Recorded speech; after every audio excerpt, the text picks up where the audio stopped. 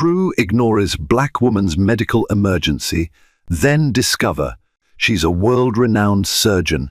Picture a bustling airport where travelers from every corner of the globe gather in anticipation, excitement, or trepidation. Among them is a poised and understated black woman named Dr. Simone Aldridge, quietly reviewing her notes before a flight she's taken countless times.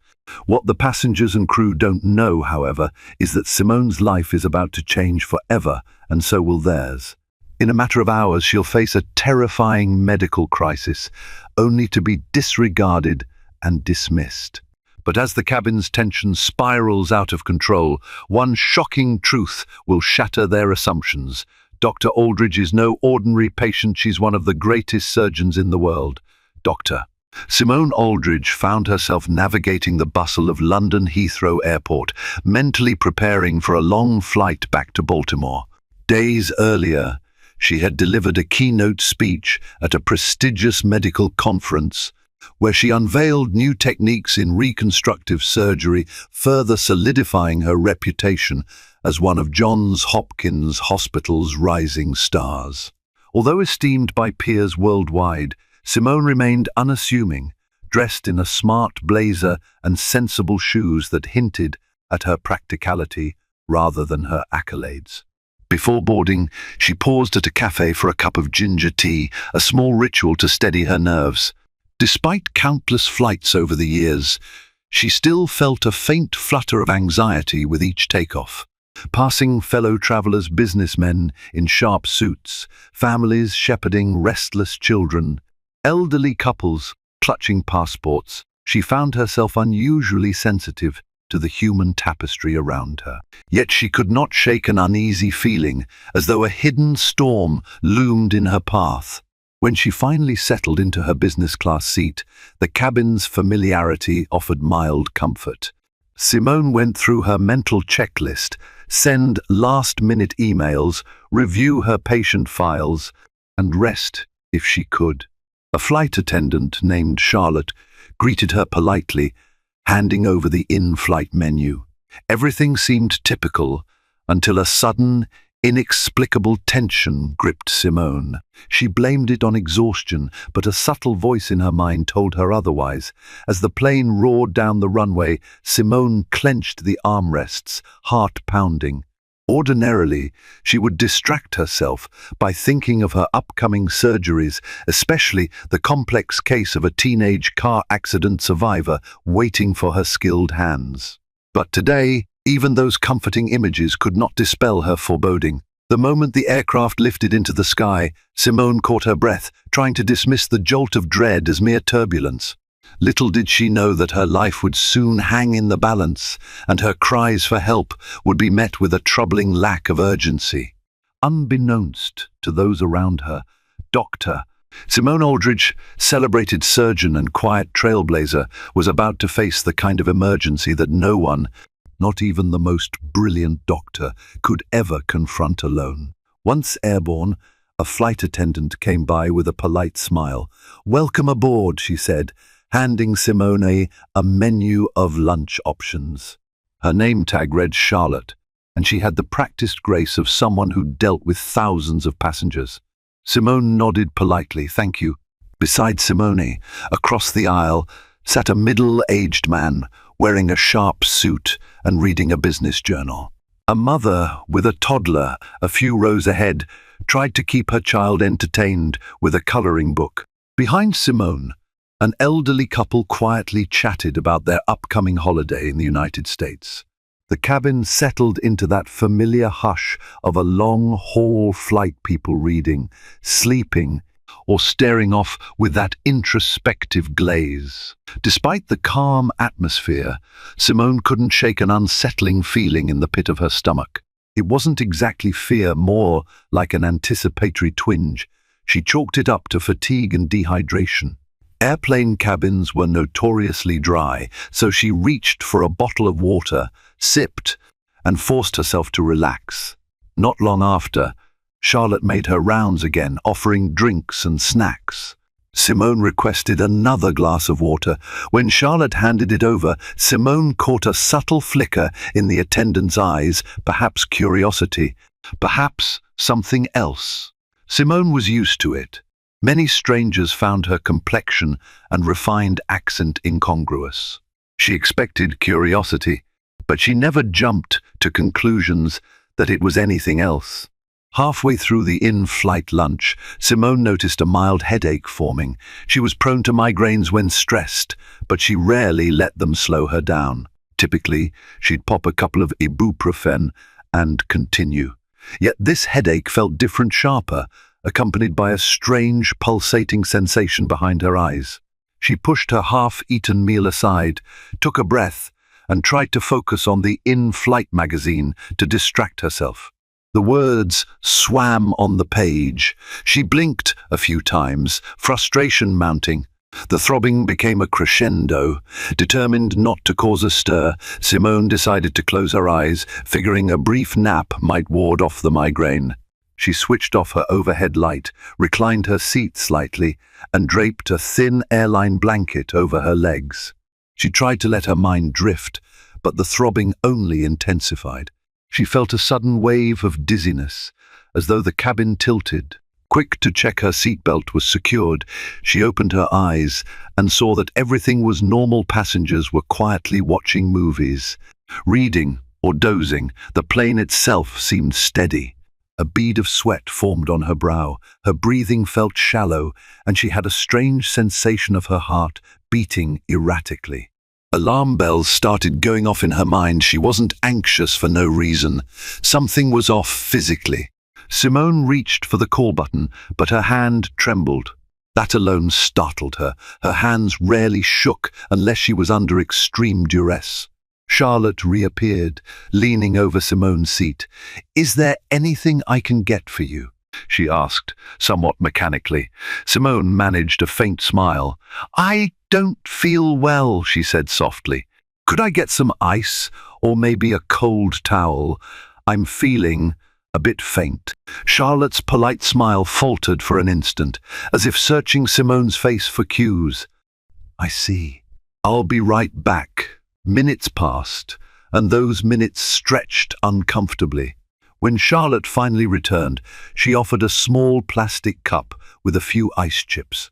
"We don't have cold towels in this class," Charlotte explained. "First class might, but they're a bit busy right now. Here you go." Simone accepted the ice. The unsympathetic tone stung. She could have pressed the issue, but she was too focused on her own growing discomfort.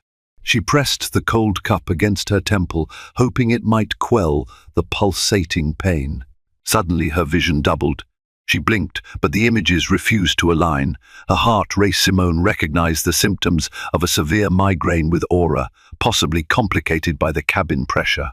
She realized she needed medication, and quickly.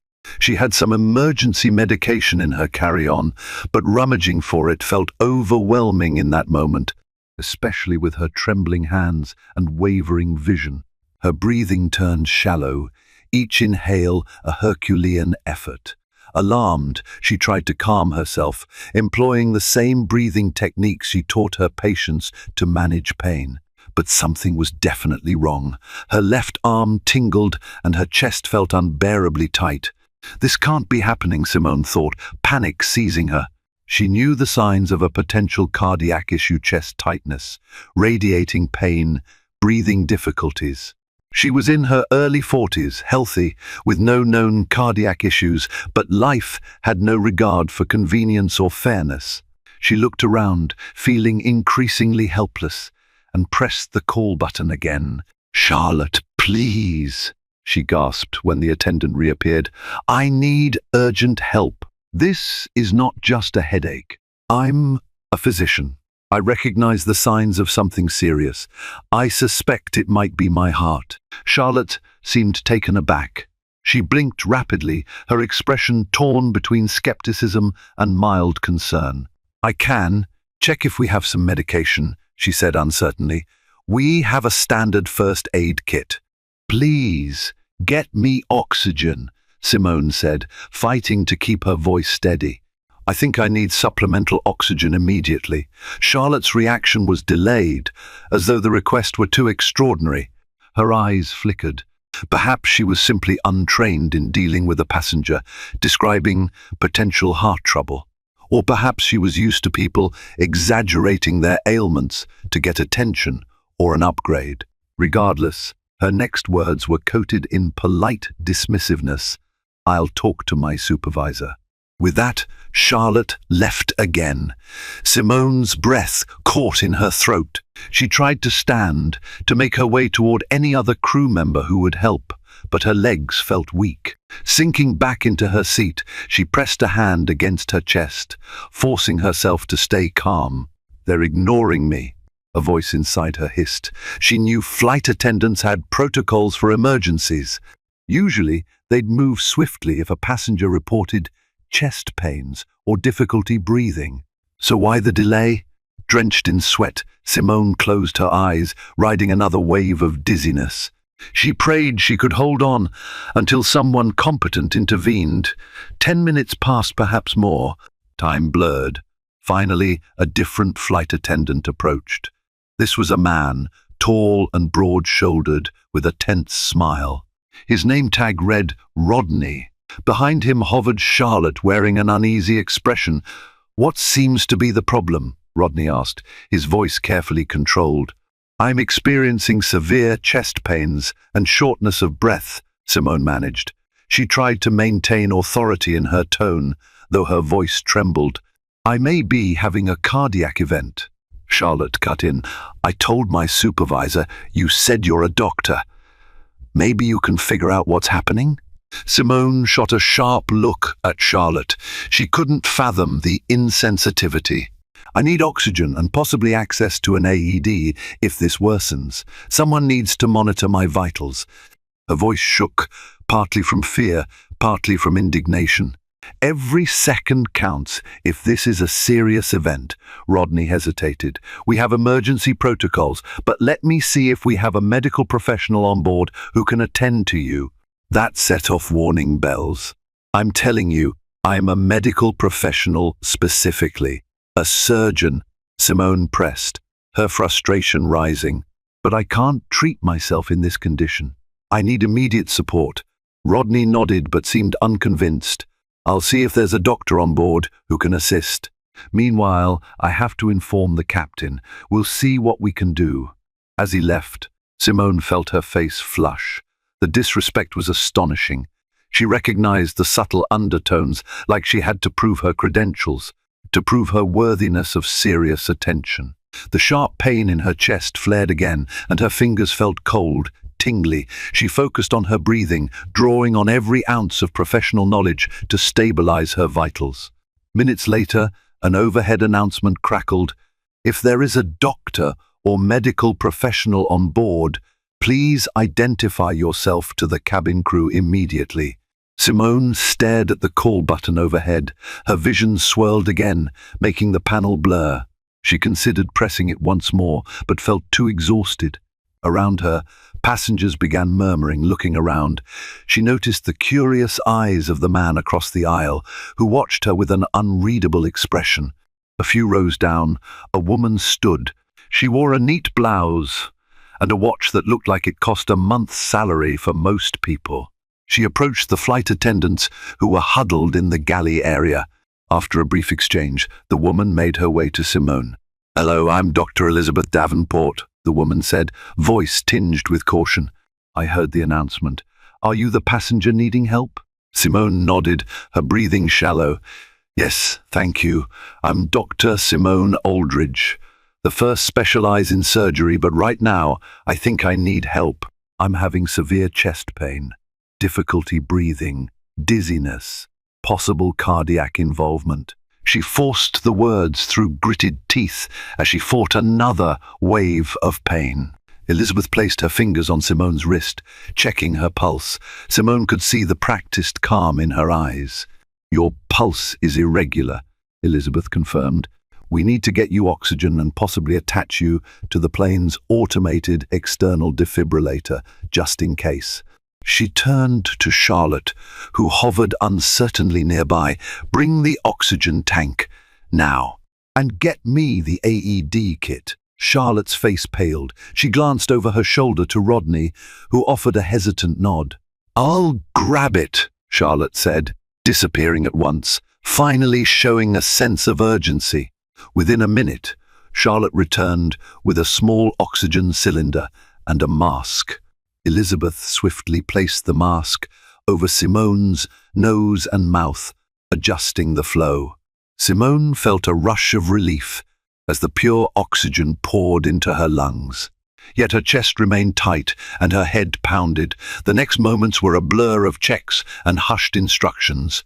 "Doctor," Davenport asked Simone about her medical history, her last physical exam, any known allergies or previous episodes.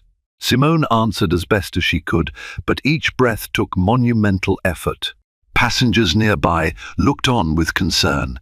An older woman offered words of comfort. Another passenger asked if they should move out of the seat, but the flight attendants told them to remain seated for the time being.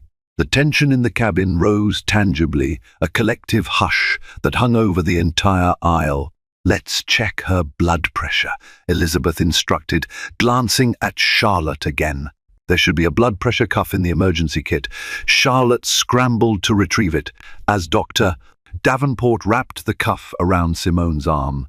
Simone locked eyes with her, silently willing the reading to be normal. The cuff tightened, beeped, and then displayed a reading that made Elizabeth's eyebrows shoot up. 160 over 110, Elizabeth murmured. "This is too high. We have to keep her calm." "Do you have any medication in your carry-on?" she asked Simone.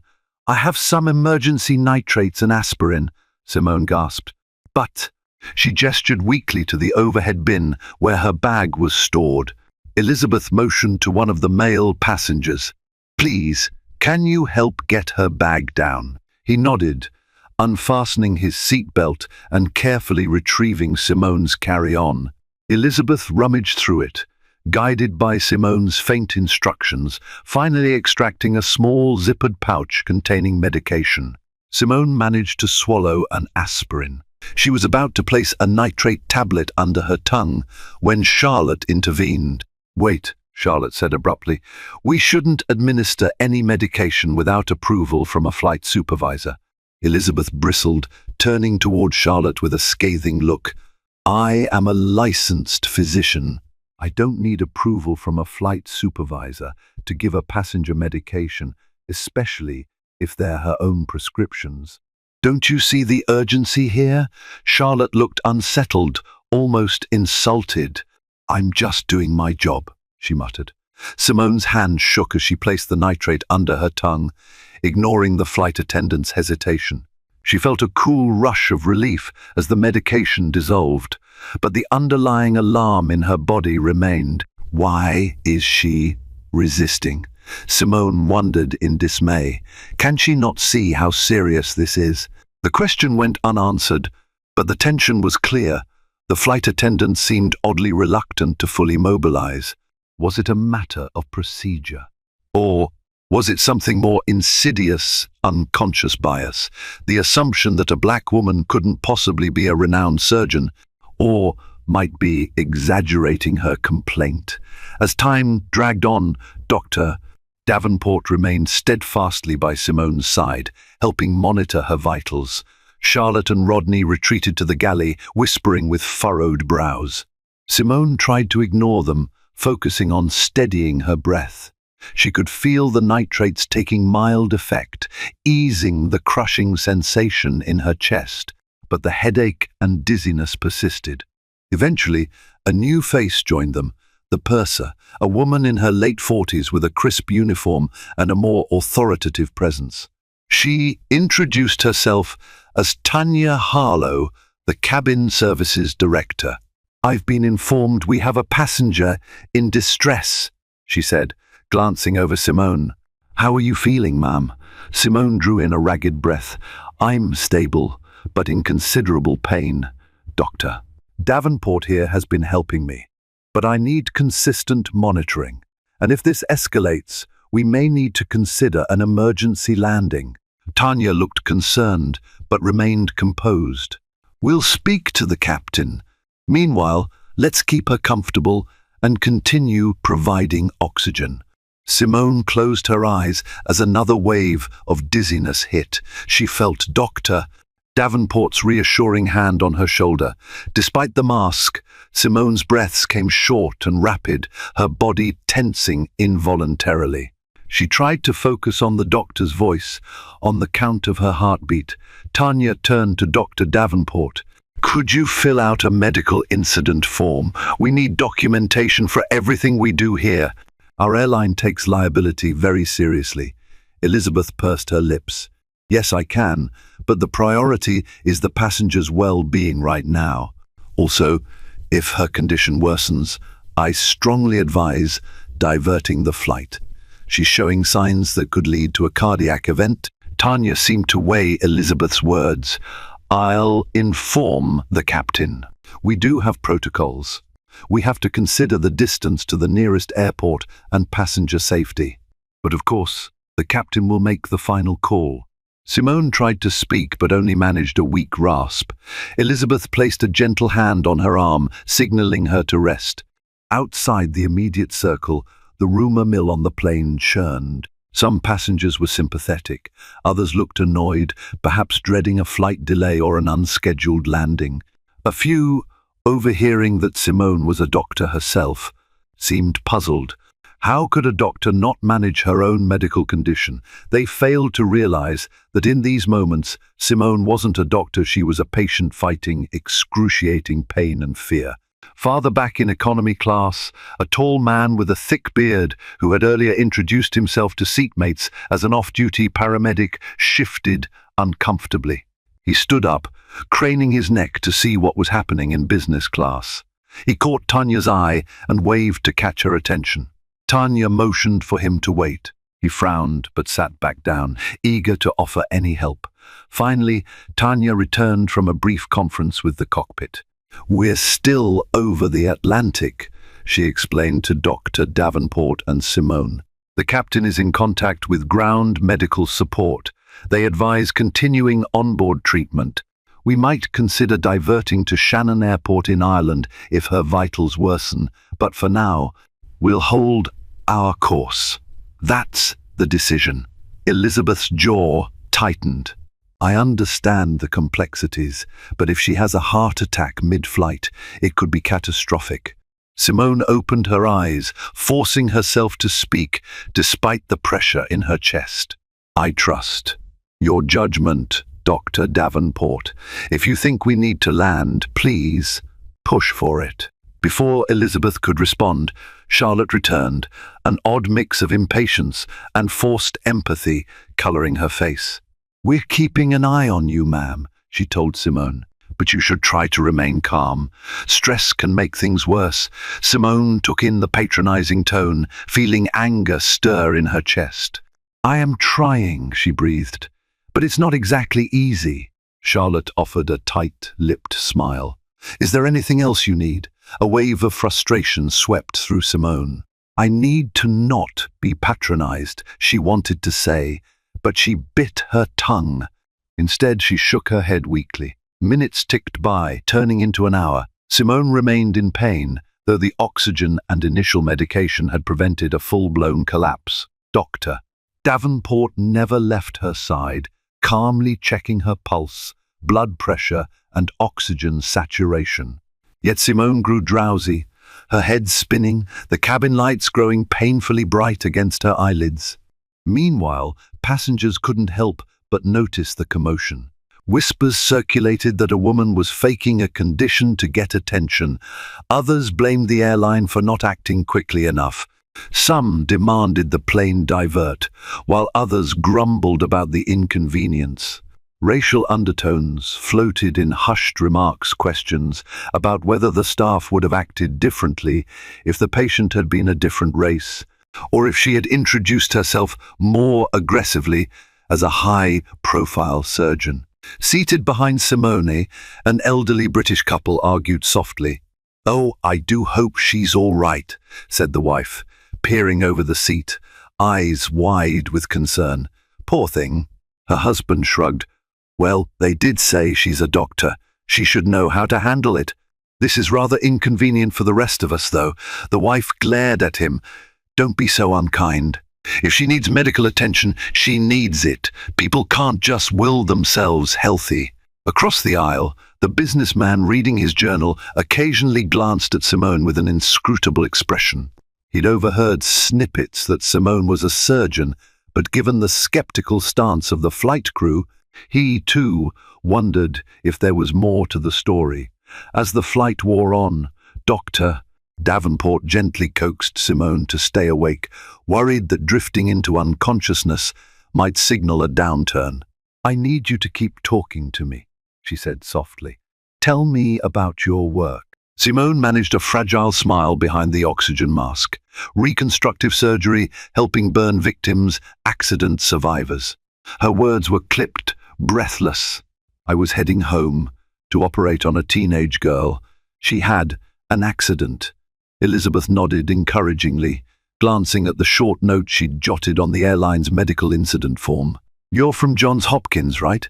Simone closed her eyes and nodded. Yes, did my fellowship there. Named department head 3 years ago.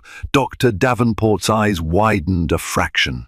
She turned to Charlotte, who hovered nearby, arms crossed. She's not just any doctor. She's a surgeon at Johns Hopkins, one of the world's top facilities. This is serious. Charlotte's expression remained bland, as if unimpressed. Yes, we know, the captain still wants to continue to our destination. He's consulted with our medical ground crew. They believe if we keep her stable, we should be able to get her to a hospital once we land. Elizabeth exhaled sharply, but she withheld further protest for the moment, focusing on Simone's care. As the cabin lights dimmed for the nighttime portion of the flight, Simone felt her body fighting between exhaustion and the will to stay conscious. She coughed, her throat raw. The oxygen mask felt suffocating, paradoxically, even though she needed it. Each minute that passed reminded her how vulnerable she was in the air. She'd been the towering figure of authority in operating rooms around the globe, but here she was at the mercy of an airline's protocol and staff who seemed strangely uncooperative. A creeping sense of dread took hold. If her condition worsened, would the crew properly administer life-saving interventions? Would Dr. Davenport's efforts be enough at 30,000 feet without the right equipment? The thought gnawed at Simone's mind, intensifying the throb in her temples. A few more hours crawled by. Simone oscillated between moments of relative calm and crushing tightness in her chest. Several times, Dr. Davenport flagged down the attendants for more water or medication checks, each time greeted with lukewarm cooperation. Then, abruptly, Simone's breath caught in her throat, like a vise constricted around her lungs. She gasped sharply, the oxygen mask pressing tight against her face. Alarmed, Dr. Davenport pulled out her stethoscope. She had found it in her own carry-on. She placed it against Simone's chest, listening intently. Concern clouded Elizabeth's face. Your heart rate is spiking. I'm worried about arrhythmia, she said tensely. Let me check your oxygen saturation. Charlotte had lingered near. Is everything all right? She asked flatly. Elizabeth shot her a glance. No. She's going into a more dangerous phase. I need immediate assistance from the crew. We should prepare for the possibility of an emergency landing. Charlotte's lips thinned. She nodded curtly and walked to the cockpit once again. The next 15 minutes felt agonizing as Simone's heart rate soared in her chest. Elizabeth administered another dose of her medication, and Simone coughed violently, sweat beading across her brow. Rodney, the other attendant, reappeared to check the overhead compartments. He fumbled with the first aid kit, ensuring everything was in order. Then he approached Simone with a forced smile. How are we feeling? She's not well, Elizabeth snapped, exasperation evident in her tone. Have you told the pilot we need to land as soon as possible? Rodney pressed his lips together. The pilot is in touch with ground control. We still have 2 hours to the nearest viable diversion. We'll do what we can until then. Simone's mind felt hazy, but she recognized the gravity of the situation. 2 hours was an eternity for someone experiencing a potential cardiac event. Despite her profession, she felt fear gnaw at the edges of her sanity. Scenes of all the patients she'd tried to save flashed through her mind. She recalled the comfort she gave them, the assurance that they were in good hands. Now, ironically, she realized how terrifying it was to rely on others for your own survival, especially when you felt they weren't giving you their all. Doctor. Davenport opened Simone's carry-on once more, checking if there was anything else that might help. You have some anti-anxiety meds here, she noted. It might help bring your heart rate down, but the bigger problem is potential arrhythmia. We really need a defibrillator ready. She turned to Rodney. Where is the AED? Let's have it by her seat. If her heart goes into arrest, every second will matter. Rodney blanched, then nodded. He quickly retrieved the small unit. Dr. Davenport carefully set it near Simone's seat. The presence of the AED was a sobering reminder that every breath Simone took might be one step away from a life-threatening collapse. Further back in the cabin, the off-duty paramedic named Thomas Jackson watched the flurry in business class with growing concern. He couldn't see everything clearly, but from the overhead announcements and the occasional glimpses of Dr. Davenport's frantic gestures, he sensed an escalating emergency.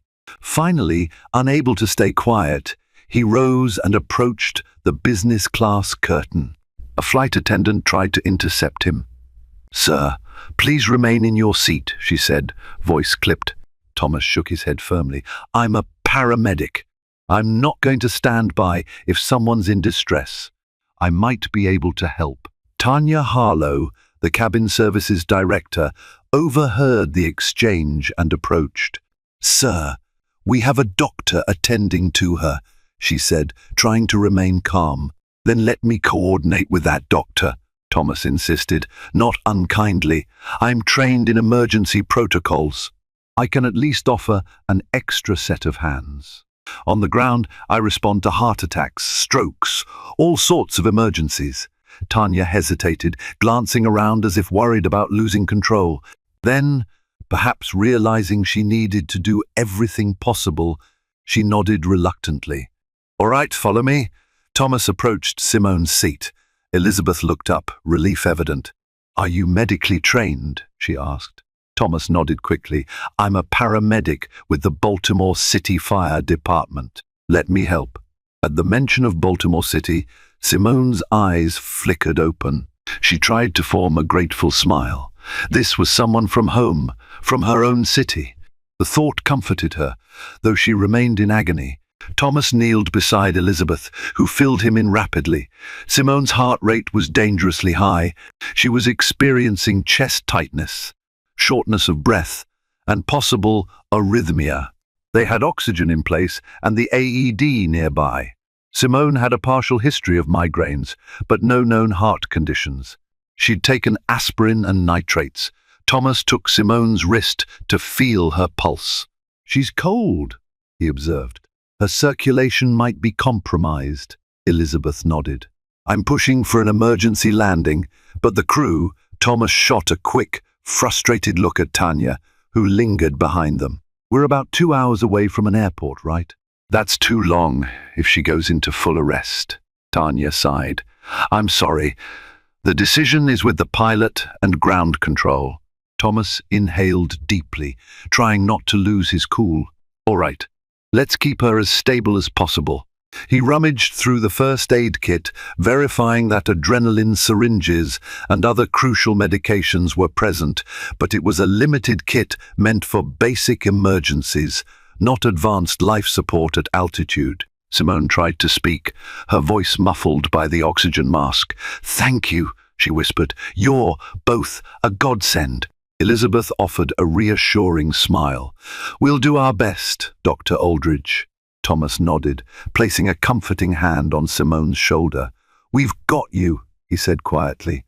Nearby, Charlotte watched the scene with a faint frown. Simone could sense the woman's tension, as though she was still unconvinced or bothered by the entire ordeal.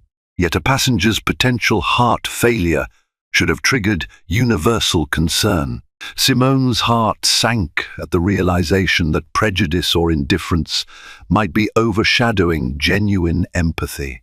An hour later, the plane hit mild turbulence. Simone felt each jolt like a shock to her already frazzled nerves.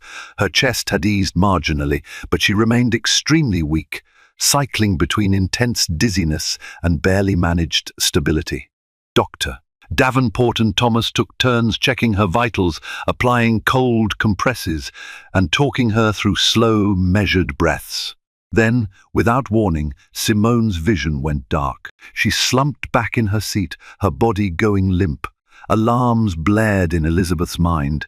She shook Simone gently, calling her name, but Simone's eyes rolled back. "Get the AED ready," Elizabeth shouted, her voice carrying above the hum of the engines.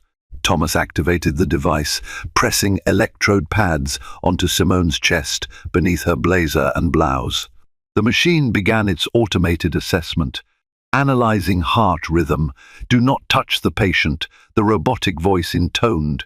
Passengers who had been discreetly observing erupted in gasps and murmurs. The machine beeped, shock advised.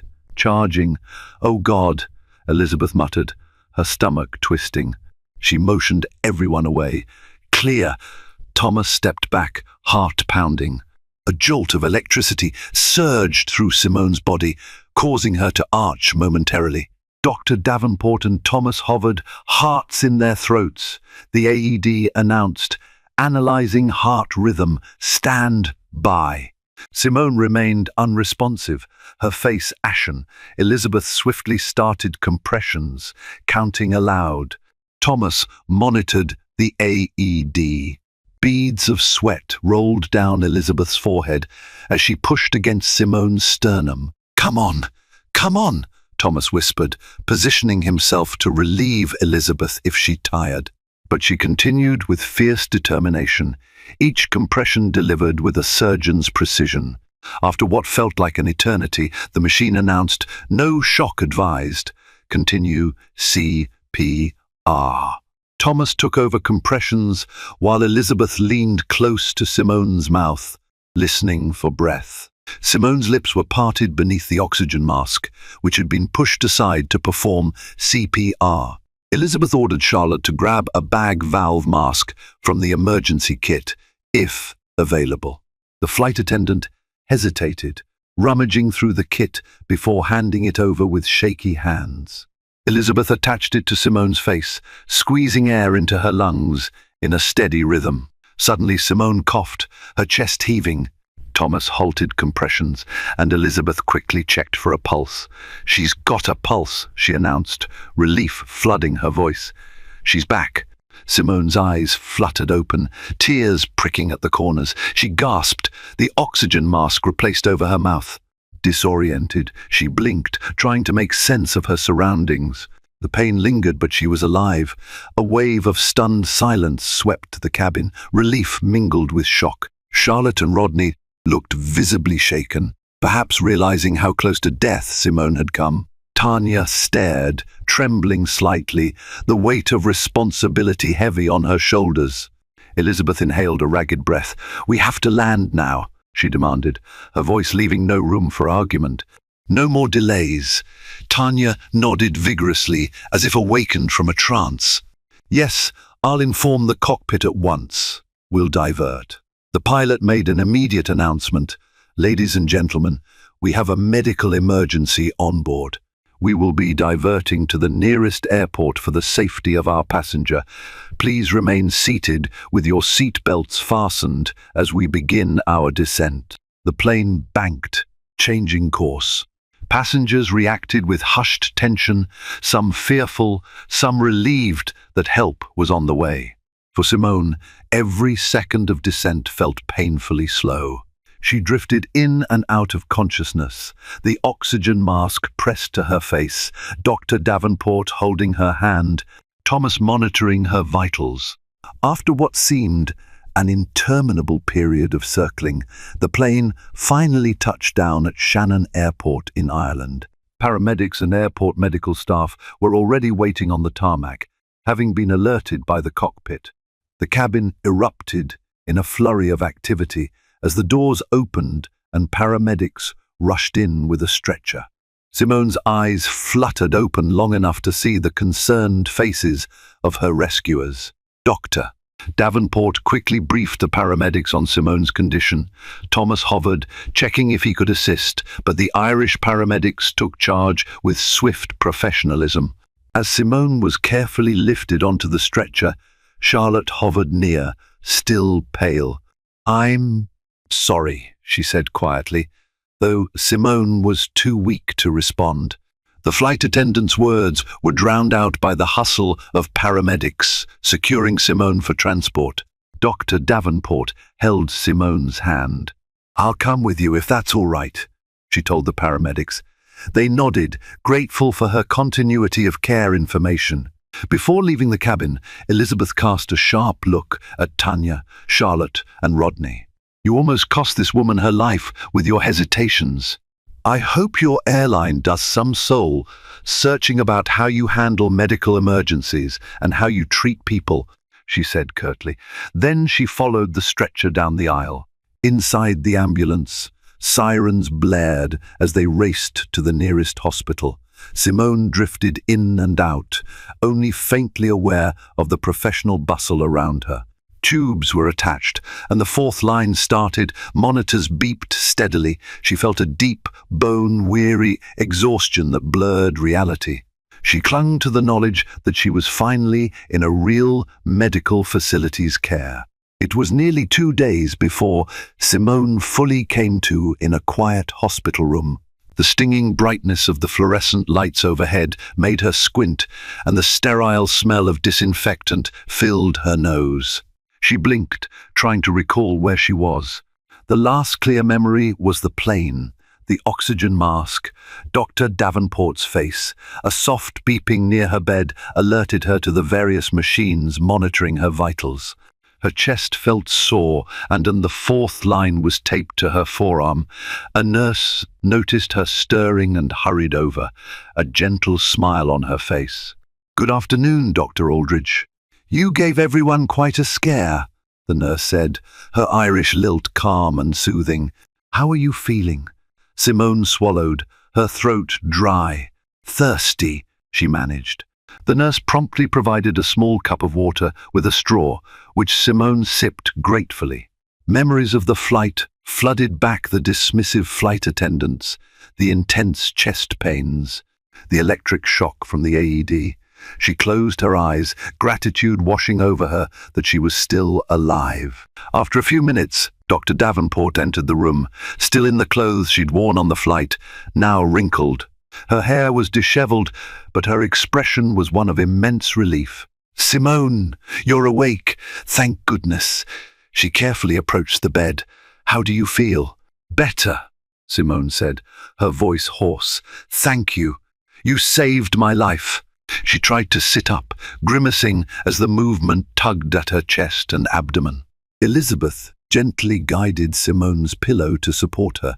The local cardiologist here ran tests.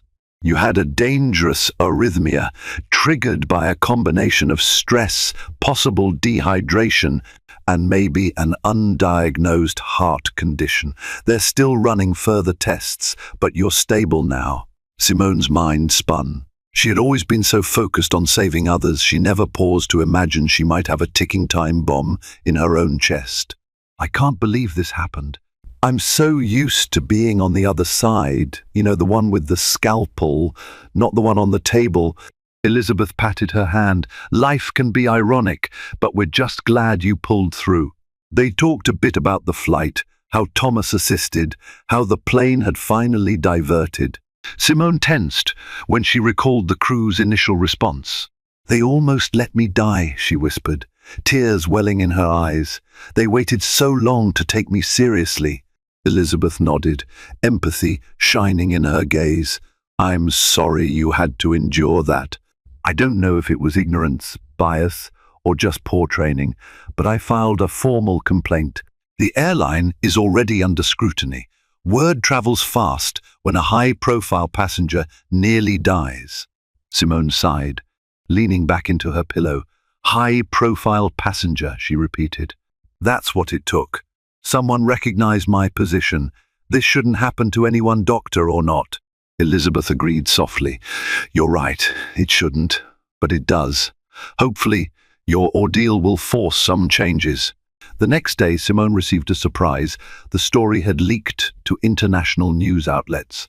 Reports circulated about a Johns Hopkins surgeon who was ignored by airline staff until she went into cardiac arrest. A local Irish paper had done a brief piece, and then major US outlets picked it up. Social media hashtags sprang forth, decrying racial bias and negligence by airline crews. Simone sat propped up in bed, reading on a tablet Dr. Davenport had lent her. Dozens of messages poured in from colleagues, friends, and even strangers offering support. Hashtags like #ListenToBlackWomen trended, calling attention to the perceived prejudice Simone had experienced. A hospital administrator, flanked by a small press team, asked Simone for permission to speak publicly about her condition. She declined, not wanting her medical details broadcast. Still, the story of her near-death experience was out there, fueling discussions on talk shows and morning news segments. Her phone pinged non-stop with interview requests.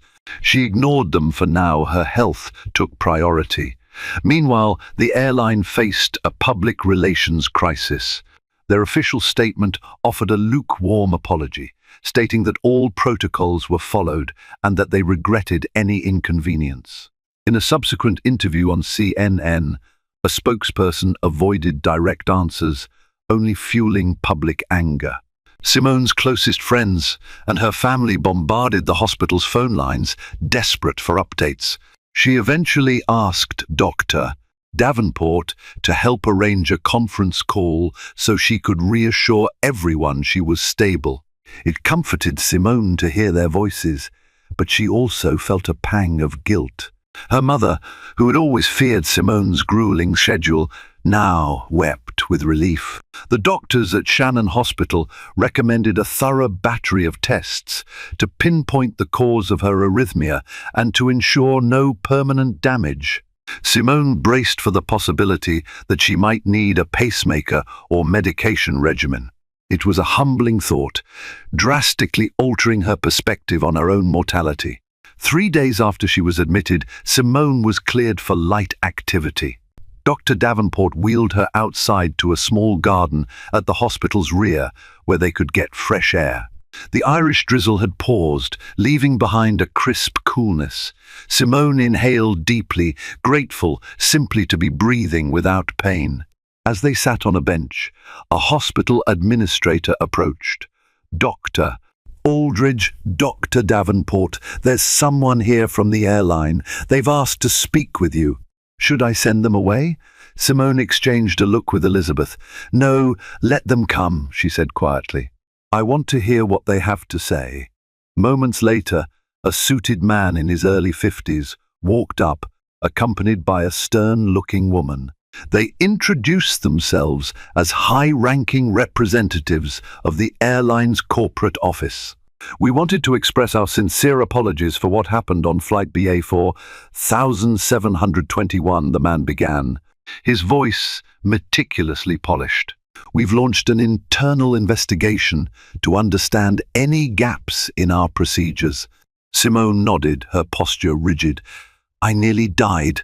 I hope your gaps get fixed before it costs someone else their life.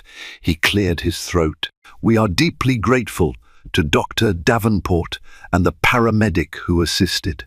We want to cover all your medical expenses here and provide additional compensation for the distress. Elizabeth bristled slightly. This isn't about money, it's about accountability.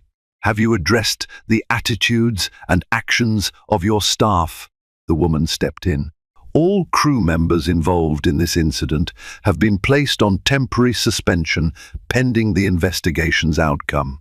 Sensitivity and emergency training are being re-evaluated. We understand there may have been cultural or personal biases at play. Simone met her gaze. I'm not out for anyone's job, but I can't ignore how poorly they treated me until I nearly died. If they had followed standard emergency protocols, we might have diverted earlier, and I might not have gone into cardiac arrest at 30,000 feet. The man nodded solemnly. We will address it. We promise. Our reputation is on the line, but more importantly, passenger safety is paramount. We'll be transparent with our findings. Simone exhaled, feeling a mix of anger and exhaustion. Fine, she said, but remember, I'm only one person. There are countless others who don't have my resources or visibility. Make changes for them, not just for me. The representatives nodded, then politely excused themselves. After they left, Simone leaned back, letting the cool breeze wash over her. Karma, she murmured. They're dealing with a PR nightmare. But it's not enough. I want real change, or at least a real conversation.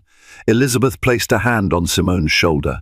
And maybe this conversation has already started, she said softly. Over the next week, Simone recovered steadily. News of her ordeal continued to circulate, garnering widespread outrage. Civil rights organizations reached out to show support, citing her experience as yet another example of how Black women often aren't taken seriously when they report medical symptoms. Women of color across social media platforms shared stories of having their pain dismissed by medical professionals. When Simone felt strong enough, she agreed to one interviewer sit down with a respected BBC journalist who had requested to speak with her while she was still in Ireland. The hospital arranged a small conference room for the broadcast. Seated in a wheelchair, Simone appeared on camera with the faint lines of fatigue etched on her face. She spoke candidly about the excruciating fear she felt and the humiliating sense of being disregarded. She mentioned Dr. Davenport, Thomas the paramedic, and the Irish medical team who ultimately saved her life. It's not just about me, Simone told the interviewer, her voice steady. It's about the systemic bias that can exist anywhere, even in the skies. If you suspect someone's having a heart attack, you do everything you can to help. You don't second-guess their credibility because of their gender or race. Seconds matter. I want people to understand this isn't a rare occurrence. It's a symptom of something deeper. After the broadcast, messages of solidarity poured in. Some viewers disclosed their own traumatic incidents of being overlooked in emergencies. Others offered hope, praising Simone's courage for speaking out. The journalist's piece went viral, sparking renewed debate on airline protocols and the broader issue of racial and gender bias. 2 weeks after the emergency, Simone was finally cleared to fly again, though under strict medical advice not to exert herself. Dr. Davenport had extended her stay in Ireland, insisting on personally accompanying Simone back to the United States to ensure her safety. They boarded a different airline this time. Simone refused to travel with the original one until changes were demonstrably made. The flight home was uneventful, and the crew treated Simone with heightened attention and care, possibly recognizing her from the news. When the plane landed at Baltimore Washington International Airport, Simone felt an unexpected rush of emotion. She was home. Despite her weakness, she yearned to return to her hospital, to see the colleagues who had been worried sick about her. But for now, rest took priority. A car service brought her and Dr. Davenport to her townhouse in a quiet Baltimore neighborhood. To Simone's surprise, waiting at her door was Thomas Jackson, the off-duty paramedic from the flight, holding a small bouquet of flowers. Thomas grinned sheepishly. Heard you were coming home. Wanted to see how you were doing. I also have a cousin at the hospital who said the staff might want to greet you soon. Simone's eyes misted. Thank you. This is so thoughtful. You and Elizabeth saved my life. I'll never forget it. Thomas waved off the praise. I just did what I'm trained to do. You're the one who fights for people every day in the operating room. Elizabeth beamed. We're all just glad you're still here to do it. They helped Simone settle inside, placing her suitcases near the door. The townhouse felt warm, inviting. Photos of her family and framed awards adorned the walls, testaments to her remarkable career. Gazing at them, Simone felt a blend of pride and humility. She had almost left this world abruptly, her life cut short by an arrhythmic heartbeat on an airplane far from home. Over the next few weeks, Simone rested and underwent further evaluation at Johns Hopkins. To her relief, the specialists concluded that her arrhythmia, while serious, could be managed with medication and lifestyle adjustments. She'd need to monitor her heart carefully, especially under stress, but she was expected to make a full recovery. Yet returning to work wasn't immediate. Her colleagues insisted she take time to heal. Meanwhile, the teenage patient she'd been scheduled to operate on had successfully undergone surgery by one of Simone's trusted peers. The girl was doing well, which comforted Simone greatly. In her downtime, Simone began journaling about her ordeal, capturing every nuanced emotion, the fear, the anger, the frustration at being overlooked. She also noted the silver linings, Dr. Davenport's unwavering dedication, Thomas's willingness to step in, the supportive medical team in Ireland, and the outpouring of empathy from the public. Her story had sparked broader discussions in the medical community about how to address unconscious bias. Hospital boards and medical conferences requested that Simone speak on patient advocacy from the perspective of a provider turned patient. Initially hesitant, Simone decided her experience could serve a greater purpose. Within months, she stood on stage at a global health symposium, not as a keynote speaker on reconstructive surgery, but on patient rights and racial bias in emergency care. She recounted her harrowing flight, the near-fatal delay, and how even a top surgeon could be dismissed. Attendees listened, rapt, applauding thunderously when she finished. News broke that Charlotte, Rodney, and Tanya, the three crew members who had hesitated to help Simone, faced serious repercussions. Internal investigations found that they had failed to follow emergency protocols, leading to a formal censure. Charlotte and Rodney were fired, while Tanya was demoted. The airline issued a more detailed public apology, acknowledging that prejudice might have played a role in the delayed response.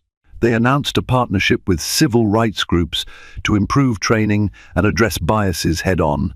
At first, Simone felt a grim sense of satisfaction. It seemed like justice. But as the dust settled, she remembered her own vow that this should be about systemic change, not punishing individuals alone. She reached out through her lawyer, expressing that she hoped the airline would invest in comprehensive training rather than simply blaming 3 staff members. She wanted to ensure that no future passenger, regardless of status or race, would endure a similar ordeal. Nevertheless, the crew's dismissive behavior had had harsh consequences. Charlotte, once so dismissive, found herself blacklisted from many airlines after the scandal. Rodney's career took a hit. He struggled to find another job in the industry. Tanya, whose decades of service ended in demotion, quietly resigned, unable to face the shame. It was a stark reminder that prejudice, even unconscious, can destroy not just victims' lives, but those who harbor it as well. Karma had indeed come swiftly. Months turned into a year. Simone fully recovered, returning to her surgical duties with renewed vigor. She resumed complex operations, saving lives daily at Johns Hopkins. But something had changed within her. She added a new dimension to her career, an advocacy for equitable treatment in healthcare. She volunteered her time to speak at community forums, urging individuals to trust their instincts when they felt ill, to demand care and refuse to be dismissed. Her story remained a topic in medical ethics classes and airline training programs alike. Crew ignores black woman's medical emergency, then discover she's a world-renowned surgeon had become a cautionary headline. Airlines worldwide revamped their training, emphasizing the importance of taking every passenger's medical complaint seriously. Over time, Simone's ordeal turned into a catalyst for tangible change, sparing others from the brink of disaster. Whenever she reflected on that fateful flight, Simone felt a surge of gratitude for Dr. Davenport, Thomas, and the medical staff who refused to dismiss her cries for help. She also felt sorrow for the flight crew members who lost their careers. The memory of ignoring a critical patient, a patient they believed was exaggerating, would haunt them. On her desk at home, Simone kept a small plaque engraved with the words, "I was saved to save others again." It was a daily reminder that, though she had faced a brush with death at 30,000 feet, she emerged with a second chance, a chance to continue her life's work and champion a cause larger than surgery alone. And so her story stood, a tale of prejudice, near tragedy and ultimate redemption. She never asked for the spotlight, but it found her, and she used it to light a path toward empathy, fairness, and life-saving vigilance for all. Thank you for joining me on this harrowing journey of survival and transformation, where a seemingly routine flight nearly became Dr. Simone Aldridge's last. From the moment she was dismissed by the flight crew, despite her cries for help, to the heart-stopping seconds of cardiac arrest at 30,000 feet, this story reveals the life or death consequences of bias and inaction. And yet, within the same cabin, hope and heroism emerged from individuals like Dr. Davenport and Thomas the paramedic, reminding us that a single act of compassion can overturn a storm of indifference. Ultimately, Dr. Aldridge's plight became a call to action, driving policy changes in aviation and championing equitable medical care. If you found value or inspiration in this story, please like, share, and subscribe to the channel. By spreading this message, you help ensure that empathy, fairness, and vigilance remain at the forefront so no one's cries for help ever go unheard. Thank you.